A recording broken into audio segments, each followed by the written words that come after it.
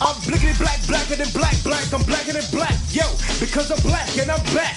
What's going on, Mind Speakers? Welcome back to my channel, or welcome to my channel if it happens to be your first time here. If you click this video, you already know what it is. We're going over my Afropunk 2017 experience. And when I tell y'all it was lit, boy. Before we even get into this video, do not forget to like this video and subscribe to the channel for more fuckery. Become one of the Mind Speakers because we have fuckery and we love fuckery. And if you clicked on this video, you most likely fucking love fuckery too, right? I just want to say fuck again, so fuck. Anyway, let's get into this video. Let's go. When I woke up this morning, I was thinking like, do I want to vlog it? Do I not want to vlog it? Like, how do I want to handle it? I chose not to vlog it for two reasons. One, they wouldn't let me bring in my actual camera because they said no cameras. I wasn't gonna try to sneak in my camera and then them tell me that I had to go all the way back to my car to put the camera back in the car and then to come back in. It was just too much. That, and I enjoy living my experiences. I don't believe in living through my phone. Like, I hate cell phones at concerts. I hate all that shit because I feel like you're just trying to capture the moment instead of being in the moment, and you just lose all that energy. You lose the experience of it when you're just living it through the phone. So I was like, whatever, I'll just come here and I'll tell y'all the way I tell y'all everything else, right? So boom. I didn't go Saturday and Sunday. I only went Saturday. Me and my friend Ayana, hi Ayana if you're watching, we got there around 12:30, 12:45 because they told us that the doors were gonna open at 12. So we were like, fine, like, we're getting here late anyway. We get there around 12:30, 12:45. Everything is cool until we pull up to the park. So we pull up to the park and all of a sudden we see so many people outside. So we're like, there was a line wrapped around the park both ways. If the park was a square, it was wrapped around this way and this way for about a mile, both ways. Apparently the doors didn't open till like 1. We didn't get into like 1:40, but all that was fine because, you know, you're on the line, you're fellowshipping with all the people. I mean, it's whatever. We finally get into Afropunk. There's mad food everywhere. Like, there's food trucks all over the place. You can get kimchi tacos. There was a vegan truck. There was a chicken truck, empanada truck. There's Philly cheesesteaks, cheese fries, which you already know was on my heart, and I'm upset that I didn't get any cheese fries. But anyway, they had a whole merchant station flea market where you could buy a hip-hop version of Apples to Apples, African themed like paintings of memes. Macy Gray had a hair braiding bar. You can get your hair tied up like the African style. There were so many merchants and black people that was there, you know, just making their money, making their dollar. It was actually cool to see all these black-owned businesses here, but I just wasn't carrying around all that shit all day. It was gonna be a long day. It's 12. I know I'm gonna be here till about 11. Like, I'm sorry, there's just no time. The first thing I noticed when I first got to Afropunk was that everyone was fine. Like, that's something you honestly have to brace yourself for when you go. If you ever get the chance to go, everybody is beautiful. Every time you look, there's gonna be a beautiful woman over there. It's just ridiculous. Everyone is gorgeous. So you're probably gonna fall in love like 30,000 times. The second thing that I noticed was you actually could go talk to those people. Like, if they're beautiful, if they look good, or whatever it is, there is zero curve culture at Afropunk, which, sorry to say this, but New Yorkers are mean. Like, we're not nice people. We're mad rude. You can't approach somebody on the street. Like, you try to talk to somebody, it's just, it could be a problem. Like, it could just not work out. You can get dubbed. Like, there's 1,000 different ways that just talking to somebody because they look good can go wrong. So that's not something that really works out in New York, probably about 75% of the time. But at Afropunk, there's none of that. It was truly a festival. Like, everyone could talk to anyone. There was no beef. It was no problem. People wanted to fellowship. You wanted to sing together. You wanted to, like, lock arms. That shit was literally like on some black Woodstock. It was, I never wanted to leave. I literally looked at all my friends and I was like, I want to stay here. People walking around sipping out of fresh coconuts and watermelons and pineapples. Like, I don't want to leave. This is where I belong. First band that I caught, I walked over to one of the stages. It was an all-woman band named the Tulips, and we caught them while they had performed one original song that I don't really know, and they performed their own version of Don't Hurt Yourself by Beyonce, and they were really good. It was amazing to see. I think it was 4 or 5 black women just get up there with their guitars and their drums and, yo, just tear the shit apart. And they did an amazing job. I don't know exactly how much music there is. They only have one song on Spotify, but if you want to look them up and, you know, see what they got on YouTube and stuff, you're more than welcome to look them up. I think they have a lot of potential and they will go places, you know, if they continue to stick with it, because there's a place for black people in rock music and alternative music. Like, there's a place for us wherever the fuck we want to be. So if that's the type of music they want to make, they're gonna be fine. But we caught them fairly early, so people are still piling in. And when I say piling in, I mean piling in. Like, when you first got to Afropunk, it was cute because you were like, you could move your arms and shit. Like, you could get jiggy. Like, it was completely different when you first got there for what it ended up being, right? We ended up posting up near the red stage because the red stage is where all the action was gonna go down pretty much the whole day. I thought that they would try to space these acts out to different stages, but I actually understand why they made the red stage the mostly poppin' stage, because you really couldn't have all those people moving too much. Like, ugh. So, we're all chilling near the red stage. The host comes out. It's actually Cakes the Killer. If you don't know who Kicks the Killer is, Kicks the Killer is an unapologetic gay rapper. He's better than most of these niggas. Wordplay and flow better than most of these niggas, and never gets the play or the respect because the things he talks about are kind of taboo in the hip-hop community. But the nigga's nice. That's just straight up. So he comes out and he introduced this girl named LEIKELI47. And let me tell y'all some shit right now, right? We all stand for LEIKELI47. If you're watching this video, you too. You also stand for LEIKELI47. Because let me tell you something about LEIKELI47, right? All the dancers have on cut-off jean shorts, Timbs, bamboo earrings, high ponytails with the baby hairs done. So I'm already like, this is the entertainment I've come here for. Like, this is what I need. This is what I love. She just has like this energy in her music and in her production that is just so authentic, and it's so her. And like, she had a live band come out and perform, I think, on my circle. I could not believe the energy that I was getting from LEIKELI47 this entire time. She's gonna be next. She's talented on another level. Like, she's giving me, like, I don't like doing things like this because I feel like it puts a lot of pressure on people, but the first thing I thought of when I saw her and when I heard her and all her talents is that she can sing and she can produce and she can rap. I thought Missy. I immediately thought Missy Elliott. Like, she gives me that, and she's from Brooklyn. She's New York homegrown. Watch out for LEIKELI47. After LEIKELI47, you know, it's like there's people, so I'm like, okay, let me go like fill up my water bottle, because they had water refilling stations, which was very smart for you to go and fill up your water bottle. So I go and refill up my water bottle, and then I realize that people are starting to look familiar. But it's hard when you see so many people that you don't realize that it's somebody you know until like they're past. And like, then I started to realize that you were face to face with like all of your favorite like social influencers, like Fran and Dustin from the Friend Zone. Broderick Hunter was doing a meet and greet.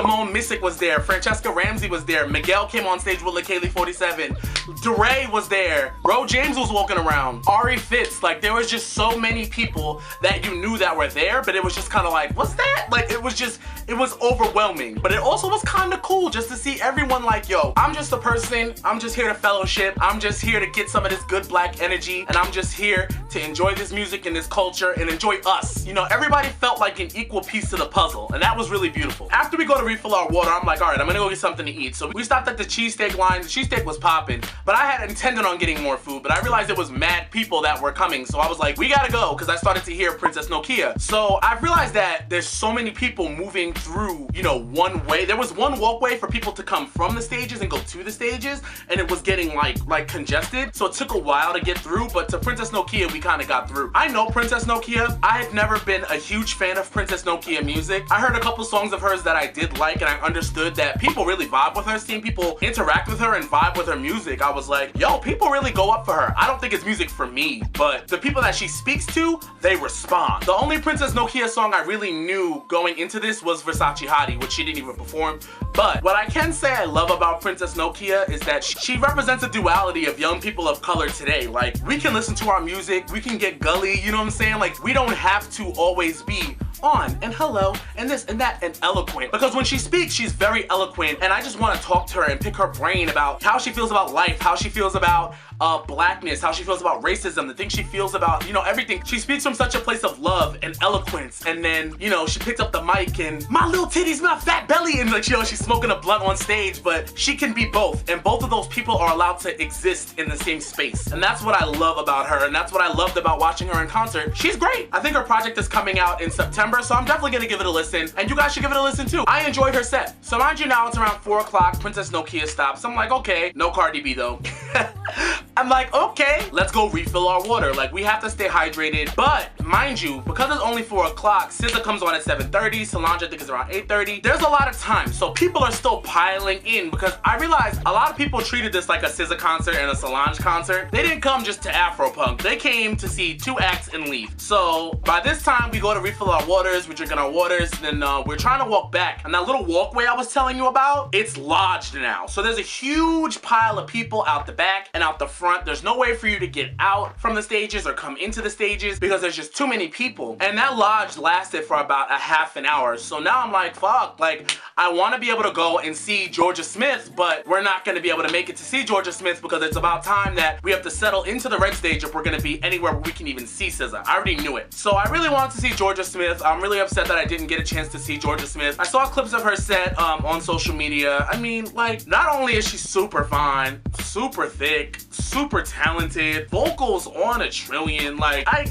Teenage Fantasy, like, she's got a lot of songs and she's got a vibe all her own, man. And I really wish I could have caught that set, but I didn't. They opened up a second entrance for us to go around to the red stage, and I see some girl sitting on the floor Indian style, and she's got a cone, and the cone is filled with, I just see cheese. So I asked her and I said, excuse me, ma'am, hi, how are you? What's that? And how do I get that? And she's like, oh, it's cheese fries, and I got them from right there. And I was like, listen, I'm just trying to go with God. Can you just like tell me what the line is, like what's going on? I look at the line. The line was, I'm not even kidding you, the line was probably a half-mile long. Like, the line was across outside of the stage, like wrapped around. I was like, there's no way, there's no way. So I didn't get to eat all the food I wanted to eat because the amount of people that came, the lines were just too long, and I didn't get a chance to have those cheese fries, and it's one of my biggest regrets. And I'm honestly still struggling with that, so if you want to leave me an emotionally supportive comment, I will appreciate that, because, you know, it's not easy for me to deal with. Back at the red stage, I got a chance to catch a set by Little Sims. Little Sims did a really good job, but a lot of people weren't there to watch Little Sims' performance because everybody had left to go watch Willow Smith on another stage. I thought Little Sims did an amazing job. She's a rapper from the UK. She gives me major Skepta vibes. I didn't really know much about her music before this. I think that was the beauty of Afropunk, was that you could really catch a vibe from someone who you may have not given a chance. It's always different being at someone's show than it is just sitting in your room with your earphones on, you know what I mean? You catch the vibe of the person, and that can really make the music mean more to you. Little Sims did an amazing job to me, and I took a couple songs of hers that I actually liked from watching her perform. So after Little Sims came Willow Smith, or I think she just goes by Willow now, so we're just gonna call her Willow. The thing about Willow, first of all, I'm looking at this person, right? And we were pretty close because we had gotten there early. And I'm like, yo, you are 50% Jada, 50% Will. Like, that's real life. Like, that is what you are, right? Like, this is who you are, just genetically superior. You're better than the rest of us. You just gotta own it. She has amazing music. I know Willow has amazing music, and she's had amazing music since, I forgot, what was that? The EP that has 9 with SZA on it. I don't remember what it's called, but she's always been really an amazing artist in her own right, separate from, you know, the pop Whip My Hair and other shit that, you know, was forced upon her when she was a kid. She's an amazing artist to be so young, and it's so crazy watching her say things like, you know, I get so much love, I just want to be worthy of all the love I get, and I just want to be better, and I want to get better for you guys. And I'm like, do you know what you're doing? Like, you just performed Female Energy. Like, you wrote Female Energy. Like, she's so talented, and it's so crazy watching her talk and watch the adolescent speak to you and watch the adolescent giggle, and when she, you know, she's speaking, and then when the music starts, the light cuts on and the superstar is in her eyes, and it's just like, whoa, like, she's phenomenal, and she's phenomenal now, and she's rocking with the best now, and she's not even 18 years old yet. What a long career she's gonna have, and I'm excited to watch it. So there's lots of Willow Smith music that I love that got played. A lot of it's on SoundCloud, so it's not on Spotify, so it won't be in the playlist that I have waiting for you guys after this video is over, but we'll talk about that later. But after Willow is when things start to get out of hand. Because we were pretty close for Willow, because I had this timed. Like, I was like, excuse me, we need to be on the red stage by Little Sims so that way we can make sure we're here by SZA, because I'm not, like, I wasn't playing any goddamn games with me or my crew. We're pretty close. There's about 45 minutes between Willow and SZA, so SZA's next.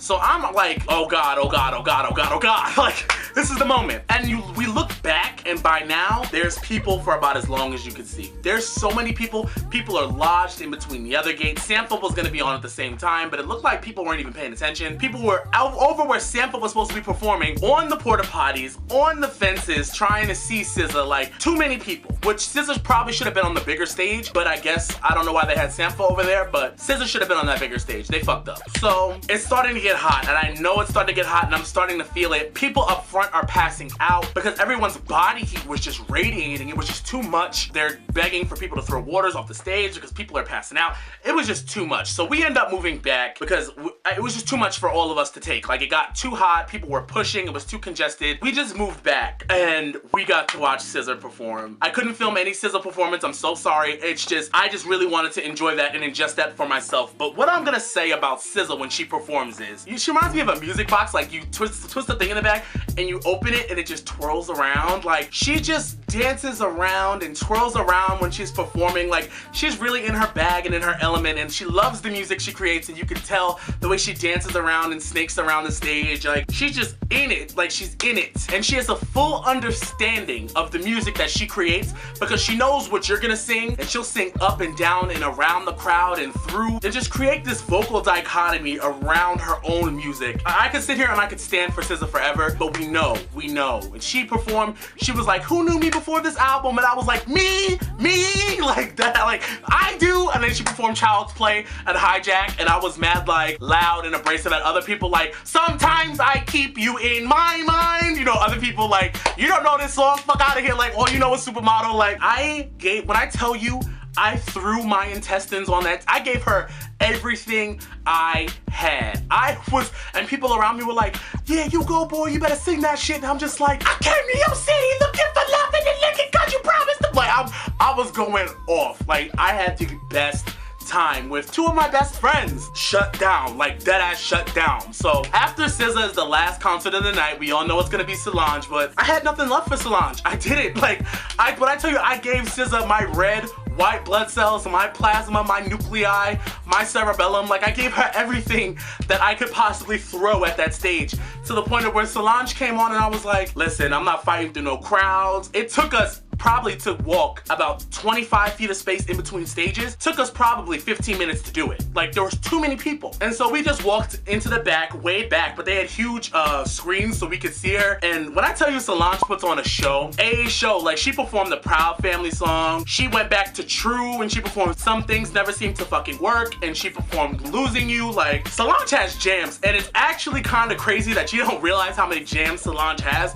until she starts spitting them at you, and she's like, how about that one? How about that one? How about that one? And it was amazing to see her, like, thank us, because she was like, the world believes in me now. The world gets a seat at the table, but you guys got Soul Angel and the Hadley Street Dreams, and you guys got True. You know what I'm saying? Like, and that was the biggest thing with Afropunk, is having that connection with some of your favorite artists where they look at you and they're like, you are my people. I've traveled the world. I travel the world. I meet so many different kinds of people, but the love I get from them could fail in comparison almost to the love that I feel right here. You know what I'm saying? Like, it's a completely different energy, and it's a completely different bond. And that was beautiful to get that from Princess Nokia, and to get that from SZA, and to get that from Solange. Like, acts that could go anywhere in the world and have been everywhere in the world, and it doesn't matter to them because they have the love of us. Like, that was just amazing. Do I have any regrets about Afropunk? I have a couple. One, I would eat more. I would get there and I would eat because I didn't know how long the lines were really gonna get. When I tell you the lines got impossible, and by that time later in the day, the concerts pile up 15 minutes apart, 10 minutes apart, sometimes 5 minutes apart. So you wanna see this show, you wanna see this show, you wanna see this show, and I'm a regimented type of person. Like, I know what I wanna see when I wanna see it, and I'll forget to eat, I'll forget to drink. I would get there and I would eat first. You know what I'm saying? Like, just get whatever you want, scour the playing field, get the food, and then, you know, go place to place to place to place. Also, I would make sure that I did bring a larger water jug so that way I didn't have to keep going filling up this little bottle of Dasani, because I'm big. Like, I could drink one of those in 30 seconds. So what is that gonna do for me sitting through a whole concert with everybody's stink-ass body odor radiating up my nose? Like, I just needed more water. So I would definitely bring a means to have more water. Second regret, do not rely on Afropunk as your concert experience. The Afropunk was my Control Tour concert, and it was an amazing Control Tour experience. But when too many people do that, it was a fuck fest. It was too much. And I think it would be more fun to enjoy Afropunk from a more lax standpoint, where you can be like, oh, I can go over here and I can catch this, and go over here and catch this. And, you know, I can sit down and, you know what I mean, like, maybe get some, maybe I can wait on that line for the coconut. You know what I'm saying? Like, I was kind of like, oh, Princess Nokia in 5, Georgia Smith in 10, Lil Sims at 9. Like, I was just like, trying to get to every stage, that by the time I knew it, the day was over, and I didn't have any energy to do anything else besides just get my ass home. So I definitely would just next time try to, like, embrace the flow of things, instead of, if I don't catch this concert, I'm gonna die, because that's kind of how I felt. And I definitely needed to just chill the fuck out and relax a little bit more. So I wouldn't rely on it to be my sole concert experience, but it was still amazing for what it was. And my last regret is not buying a weekend ticket. And I know the next day, like, everything hurt, my neck, my back, my crack, my ankles, my tibia, my fibula, like, I was like dead. Full body cast, like, slept till 2 the next day, like, wouldn't have been able to do it again if I tried. But I really wanted to, like, I really wanted to, because once you leave, it's almost like, no.